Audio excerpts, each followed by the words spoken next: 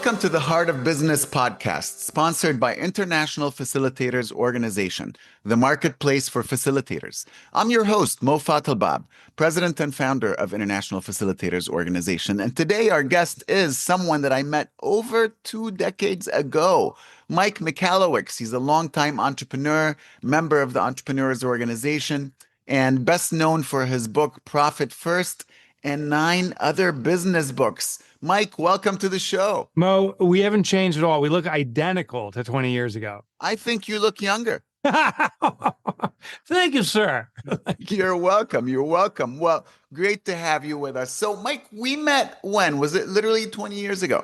Yeah. So, you've worked with thousands, tens of thousands of individuals. So for me, it's a very memorable moment. For you, I'm sure it was your job function effectively.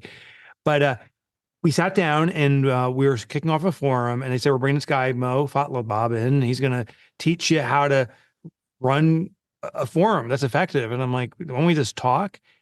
And you came in, and it was one of the most transformative meetings. It went so deep, so smoothly, not quickly, not rushed, but smoothly. I was like, wow. And that forum I stuck with for about 10 years before I rotated to another forum. And those people are still some of my best friends in my life. I just saw them a couple of weeks ago. Well, that is amazing. And we're going to get back to that. But I want to start with you. So let's start with kind of your entrepreneurial journey and how that got started. So what was your first entrepreneurial venture? Yeah. So my first experience was right out of college. And just to give a little context, I never aspired to be an entrepreneur. There's no entrepreneurial person in my family that I ever knew. And I didn't grow up poor. I was a very middle income. So I was expected to get one job for my entire career type thing. Thing is, I couldn't get the job after college. I worked at a computer store, and one night went out for a couple drinks with another guy who worked there, and liquid courage did help. And I'm like, I'm going to start my own business. So my first company was in computer systems. I started a business competing with the store I was working with. And I'll tell you, don't leave don't leave a drunken message for the boss saying, I'm going to start my own business and kick your butt, like I did. That didn't go well. What happened? Well, he sued me. And the reason he sued me was I didn't know you couldn't do this. This is such ignorance. I reached out to his customers that I was serving and say, hey, I started my own little computer store. I can do your computer systems. I didn't know that was intellectual property theft. So he sued me. I went to court my second day. There was immediate hearing in front of the judge, and we settled for $1,000. That's all I had. I gave him a $1,000 check, and he said, don't call a single one of my customers again. But 2 of them did decide to come work with me on their own accord, and that became the start of my business. So I do regret I didn't know the rules, but it did get me started. Yeah. So you started that business, and how soon thereafter did you join EO Entrepreneurs Organization? I started my first business in 96. I joined EO by 98, 99. We just eked out $1 million in revenue. Yeah. And I remember like you had to qualify for $1 million. And the way to do it was to get your accountant to certify this. So I'm going to my accountant, and the day we hit it was like on December 22 or whatever. So it wasn't even year end. And I'm rushing to his office. He's like, dude, I'm closing down for the end of the winter holidays and so forth. I'm like, you got to do this one document. He's like, wait, I'm like, I got to get this document. He's like, okay, fine. And I went racing back. This was still fax time, fax that over in. Oh, yeah. And they say, congratulations, you're in. And I joined the New Jersey chapter. I was, I think the 3rd year of the chapter in existence is when I joined. Amazing. Yeah. And why was it so important for you to join? I'm sure you hear this from everybody. And I know you know this too, Mo, is entrepreneurship, it's embarrassing to say, but it is lonely. Like none of your friends who aren't entrepreneurs get it. All your employees think you're a millionaire when you're actually spending millions if you got it. And it's very stressful. And even your spouse doesn't really get it. Yeah. And so we joined it, and because I wanted people that got what I got. Yeah. I remember my wife saying, oh, you're joining some secret club, like some secret society. I'm like, I heard those words. Yeah, right. Yeah. And I'm like, no, I'm just going to go in there, but you can speak from your heart because there's other people that are going through the same experience as you. Yeah. It was powerful. Yeah, absolutely. And reflecting back on it, what would you say was the effect of Forum on your life? It was cathartic Yeah, because I could speak about things I wouldn't speak about otherwise, just because other people wouldn't get it. yeah, It was guidance. I got direction, no advice, just experiences, sometimes directive experiences, which were almost which almost telling you what to do, but so helpful because now I was surrounded by 7 or 8 other people that had, in some cases, gone through the exact same circumstances I was. I was also very fortunate. I was the youngest guy in my forum by 5 or 6 years. Now this is I joined when it was YEO, so you had to be yeah, 40 years or younger. yeah. And I was in my 20s, and these guys were old guys in their 30s, giving me direction, and it was powerful. Um, it was also inspirational. Like I launched another business out there that became a multi-million-dollar business within a year or two because of my forum. Um, and it's been a savior for me. There was a time when I was like, okay, this is not going the way I planned. I don't know the way out. Yeah. And the group, when I say save me, this is not like a suicidal thing, but I was like, I'm done with entrepreneurship. I'm just done financially. I'm over. And my forum stepped up and said, no, you're just getting started. And it became transformative for me. Isn't that something? Yeah. And listen, the funniest thing, Mo, is the people in forum aren't your friends. They're something better. They're Like better. they're Yeah, better. they're And better. I finally figured it out, at least for me. Yeah. My friends, there's social consequence. So with my buddy who I grew up with, we're in the same social circle. So if I tell or reveal or something like that, even though he's my buddy, there's also social consequence. Like, oh, maybe there's a piece of information that I shouldn't, or I should hold back because he knows the same people I know and I can't reveal that. But my forum, they're not, we don't, no one knows anyone's communities. And so there's this unabashed honesty and Yeah. caring. And there's no competition or jealousy. I mean, I'm sure it's friendly competition. I want to be the best in my forum, Inspiration. inspiration.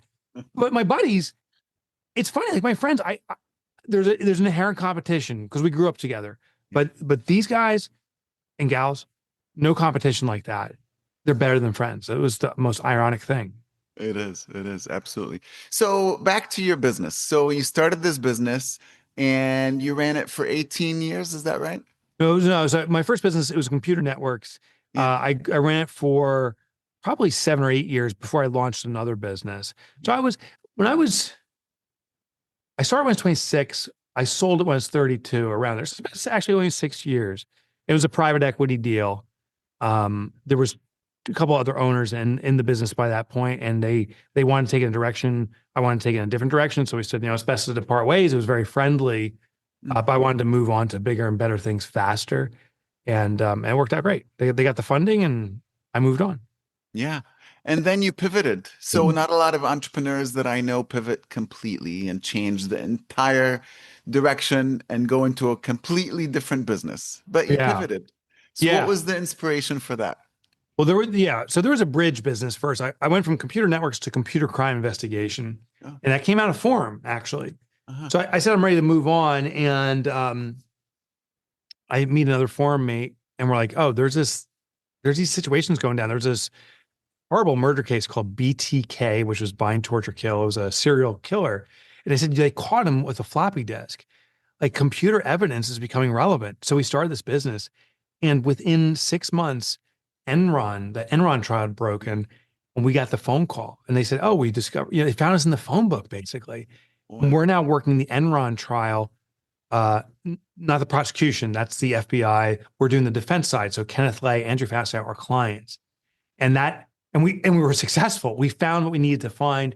They were guilty. They were guilty, but we found what we needed to find, and it put us on the map in such another level that celebrities, Christy Brinkley hires us. Michael Jackson, he was accused of some heinous crimes, and we were called in to investigate that. So we just started getting all these opportunities coming our way.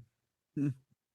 Sold that business to a Fortune 500 and thought I was God's gift to entrepreneurship. And this becomes the great learning. I have more money than I'm ready to have. I'm in my early 30s. And I think I'm a genius. I think I had the Midas touch. I actually believe that, calling myself that. and I lost it all. Just blowing money. I became an angel investor. I didn't even really know what that means. Blowing money. And the turning moment for me happened just a few years later. It was in 2008. I get a call from my accountant. He's like, Mike, you got to declare bankruptcy. Ooh. And I'm like, and Mo, I saw my accounts dwindling so fast. I understood logically I was losing money, but emotionally I couldn't accept it. I'm like, I'm just one big client away. I was rah-rahing myself. And I was not telling my family either. And I get that call. I didn't declare bankruptcy, but he said the only other thing you can do is there's a couple of remaining assets, your cars, you get rid of the house, and you can pay your tax bill, but you're done. And so I came home to my family and told them we're losing their house, we're losing everything. And my wife and kids were shocked because they had no clue it was coming. I'm sobbing. I'll never forget this. My daughter, she runs to her room. She goes, Daddy, I'll help us. And she grabs her piggy bank and gives me her piggy bank. She's like, I'll pay our bills. Oh. And I'm like, oh, if I think about it too long, I actually start sobbing again. I'm so ashamed of, you and I, folks listening, we all label ourselves as providers. Like you're a provider for yourself, your family, your community, our globe. And I'm like, the one rule to provide, I can't fulfill. I'm actually doing the reverse. I feel like a scumbag. That moment became the turning point. And it wasn't like the next morning I woke up and said, okay, next morning I started drinking more than I should drink. I went through depression for a few years. Understandable. But it became a restart. And there's a really interesting question. There's actually two questions that we should ask ourselves, I think. One is, we've all heard this, if you had all the money in the world, what would you do? And it gives you, it's a great question because it considers there's no financial obligation. But I found there's a second question that's even better, and it's the complementary question. If you had no money in this world, what would you do? And so all the money in the world means you have no financial concern. No money means that you have a mechanism of making money. So it's not just like the freedom to do anything that's wild. What do you want to do? And also generates a source of providing. And so I asked myself that question. I said, I don't have any money. I've got nothing left. What do I want to do to create money? And what do I want to do if I had all the money? And both of them is in stereo. I want to be an author. I want to be an author. And I remember going to my wife, Mo, and I'm like, I want to be an author. I got to do this in the business space. And she goes, are you effing crazy? Like authors don't make any money. I'm like, I have to. I will. And that's how I started. All right. What a great story. Thank you for sharing that and your openness and vulnerability. That's just wonderful. And you've gotten through it, which is really what makes it wonderful. So let's talk about your books. The first one was Profit First. Well, my first, I've written 9. My Profit First was like 3 or 4. The very first book I wrote was called The Toilet Paper Entrepreneur. Yes, I remember that. You remember that? I do. It was this irreverent kind of spit in the face of what I was reading, which was that was the rise of Mark Zuckerberg and Sergey Brin, all those people of the .com era. We had the .com bubble of 2000, but by now 2008, 2009, they started going again. And entrepreneurs were trying to emulate that. But the entrepreneurs I know, the EO folks and stuff, weren't like that. It was, you were in for the fight. So the whole concept was, how can scarcity be your ally? And that's why I wrote that book. And back, believe it or not, that was considered a controversial title in 2008. Now it's like the subtle art of not giving an F is not, that's not even like controversial. So it was hard to get promotion. Like radio shows and stuff wouldn't let me on. There was a TV show, this show called The Big Idea with Donnie Deutsch. And he said, you're coming on the show, but you're not mentioning the title of the book. It's too edgy. Wow. Yeah. Isn't that funny? Wow. That's funny. So then Profit First comes out. Yeah. And that book takes off. That big book takes off. Yeah. So it was funny to me, Mo, it was so obvious. So what Profit First is, the traditional method to generate profit is you have your revenue, like you do for your company. You subtract the expenses you incur, and what's left over is profit. Makes logical sense. But I did this study, and it's over 80s. About 83 to 84% of businesses are not profitable. They're living check by check. Out of the 350 million businesses globally, almost no one's making it. So I'm like, hold on. We all went into business to be profitable. That's why I did it. and other things, but I want financial freedom. And yet no one's doing it. What's wrong? And I remember just beating my head again, what's wrong? And I looked at the formula. I said, oh my God, it's staring me right in the face. Profit comes last. We call it the bottom line, the year end. And it's human nature. When something comes last, it means it's insignificant. Like Mo, you would never say, I love my family so much. That's why I always put them last. Or, or my health. I'm focused on my health and it's the last thing I'll ever do. No, I focus on my health. It's the first thing I'll ever do. I love my family. I put them first. I said, if I put profit first, it has to happen. So what I started doing is it's the pay yourself first principle. It's nothing new. I just said, I'm going to put it into business, not just my personal finances. So when I have a sale, when he comes in, I take a percentage profit, 10, 15%, whatever my bottom line to be. I take it first, hide it, and then I see what's left over and say, now I have to figure out how to make this work to achieve that profit. And if I can't, that means there's something flawed in my business. I got to cut costs, increase margins, change prices. But by taking your profit first, it reveals what you need to do within your business to sustain that profit. I think that's brilliant. And how did that book change your life? It's sold over 1 million copies. And it's like, All right. thank you, man. It's in 30 languages. Dude, I was, I don't know if this is the changing moment, but it was funny. I was touring through Mexico. I started in Monterrey, Mexico City, and then moved on to the Central American countries. I land in Monterrey, Mexico, and I'm waiting for a chauffeur or something to pick me up, and a bus drives by, and I'm like, holy crap, that's my face on the bus. And it says La ganancia es primero. The gains are first, or profit first. It says it right there. Oh my God. Wow. Adios. What a Adios moment. mio. What a moment. What a moment. How did Yeah, that feel? that was it. Adios mio. Adios mio. That was the moment. I was like, wow, this is something that's now beyond me. There's these videos I'm seeing online of people teaching profit first, their own version of it. And not necessarily the way I would do it, and maybe a little bit off the core concept of the system, but people had embraced it. I started seeing it in the vernacular, like, oh, are you taking your profit first? Are you a profit firster? Are you profit first driven? Are you a profit first organization? And these were terms I didn't bring about. They just happened. And I was like, okay, this is something beyond me now. I love it. So beyond the book itself and beyond your work as an author and writing many books, what other work do you do? I'm sure there's some speaking and consulting. Tell us more. Yeah. Yeah. So I'm generally don't do any consulting myself. I do a lot of speaking, public speaking, and I have licensees that teach the methodologies of Profit First, but also my other books. And this is a shocker for me. I have a television show now. We finished recording the show. It's called the 4 Minute Moneymaker. We just finished recording it about 2 months ago, the first season, and broadcast this September. Wow. Where will it air? It's on a streaming network. So it's called Watch Free Plus, which is owned by Vizio. So if you happen to have a Vizio physical television, it will come right on your television. You're going to see this mug. Lovely. And if you don't have Vizio, you can just use Watch Free, the app. And then 6 months after it's on Vizio, it goes to all streaming channels. So it should be on Prime and Netflix. That's under negotiation right now. All right. All right. Yeah, pretty wild. What was it like recording that? Time of my life. Because the producers of the show were the producers of Rachel Ray. Yeah. So just the quick backstory, because it's a fascinating business story. Walmart has purchased Vizio, the TV manufacturer. And when Walmart realized they're competing against Amazon, Amazon's kicking their butt. So Walmart says one way Amazon's beating us is with the Alexa devices. They're in every room. There's one right here. It's listening to me right now, probably. And they can control the interface with the customer. Walmart don't have a device in everyone's house. So they bought Vizio. They said, well, Vizio's in 25 or 30 million homes, and we're going to update the firmware.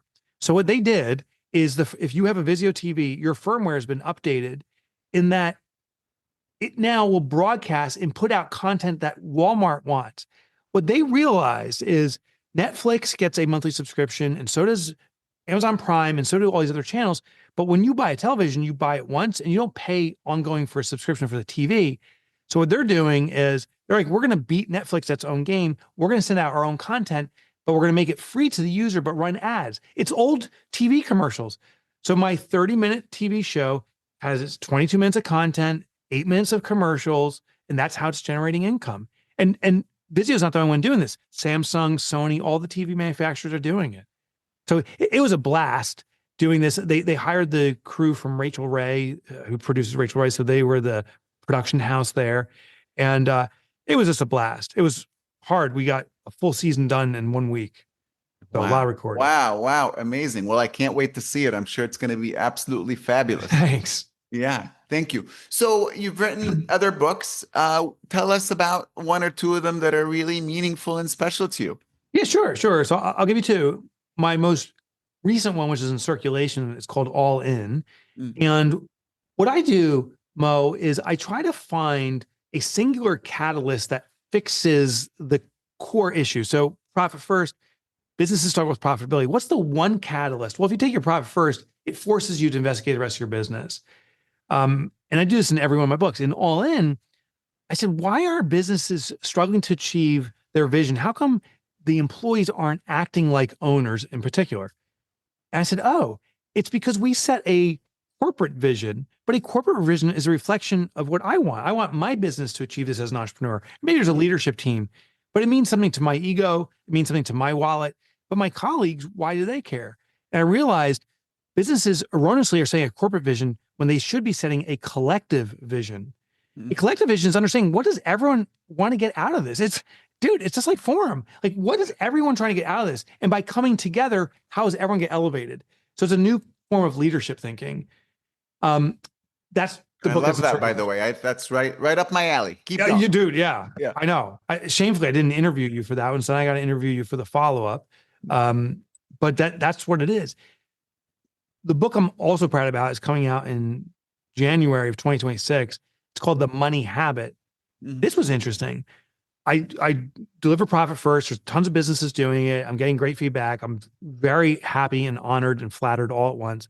And then I get a call from an entrepreneur. He says, profit first transform my business, but I have a bigger financial problem than ever. I'm like, worrying to do what to do with all your money?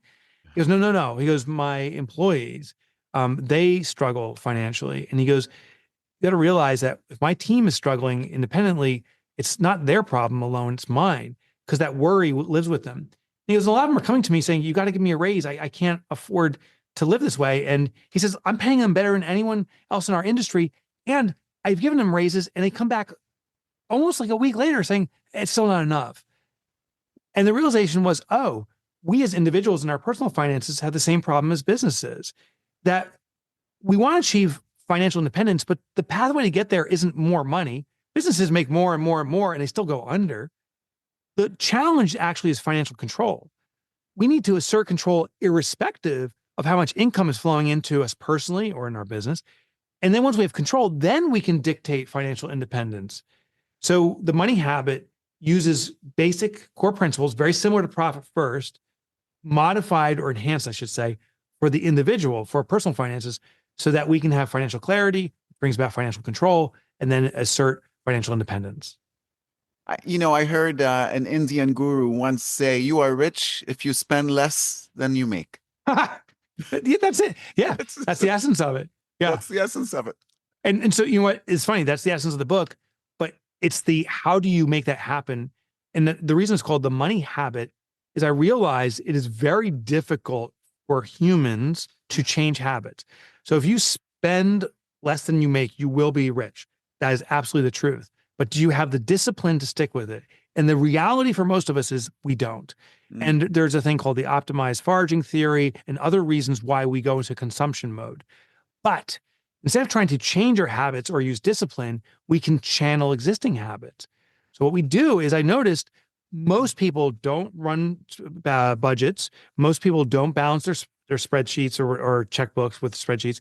And most people don't live a life of deprivation long enough to be successful. But what everyone does is we log into our bank account and see how much money we have and then decide how to spend it.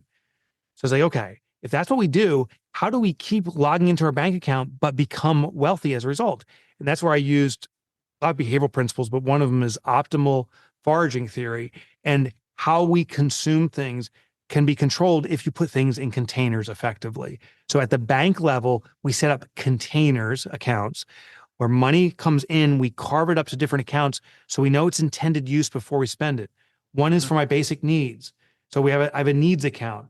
One is for my wants and desires, you know, to go out to dinner or whatever. Maybe one's my big dream. One day I want to buy my first house or maybe a second house. You carve it up. So what happens now is when you go in, you have this momentary awareness saying, oh, before I spend, I have this much available for groceries or whatever. We also use a dedicated debit card. So I go grocery shopping. And this is true in my life, I have a groceries card and I never overspend because I can max out that card. There's other techniques because I have a propensity to steal from one account and say, well, maybe this one time I'll borrow. There's ways to address it. But I'll share one technique right now your listeners can do irrespective of this system that is transformative. Yeah. Subscriptions are a technique that vendors use to extract the most money from you because it's the small Chinese water torture. It's a small drip every month that are taken from you. And in each drip is innocuous, but in the collective, it's a watershed and it drowns you. So what you do is get a new credit card, an additional one, which I know already sounds crazy, but get an additional credit card. Then everywhere you have a subscription, move it exclusively to this card so it becomes your subscription credit card. I had one for my gym membership. I have a rowing machine. I had one on that. I have Netflix and all these different things. I thought I was spending a couple $100 a month. Once I had it all on one card and I got that statement for $500, I almost threw up in my mouth. It's like, my gosh. And what happens is clarity brings about the ability to bring control. I started cutting stuff. And then every month I get the subscription card and say, wow, I'm now paying about $300 a month. Is this what I want to sustain? And I am in control and can make decisions around that. I love that tip. That is great. Thank you. Thank you for that. Yeah. So, Mike, what is next for you? In terms of 10 years from now, you've really made a big difference. You've done a lot of incredible work. You've helped a lot of people, and just the people that have heard what you've said in the last 5 minutes are going to be helped. But you look ahead 10 years, and what's next? What's exciting you? This path has been so joyous, Mo. More books, maybe more television. What's interesting about TV is it's a whole different community that consumes it. There's people who read books, and there's people who watch TV, and there's people who do both. But there's definitely these distinct groups. And I really want to eradicate entrepreneurial poverty. This perception of success or desire, and the real struggle that no one knows is going on. And like I shared, there's 350 million small business owners in our globe. That's under $25 million in US revenue. And I want to eradicate that. Through my work, my best estimate is I've touched between 1.5 to 2 million people, which means I haven't even got the first drip out. There's 350 million people. So I got to get more books out. I got to get more television out or speak more, or I got to do something in a better, bigger way.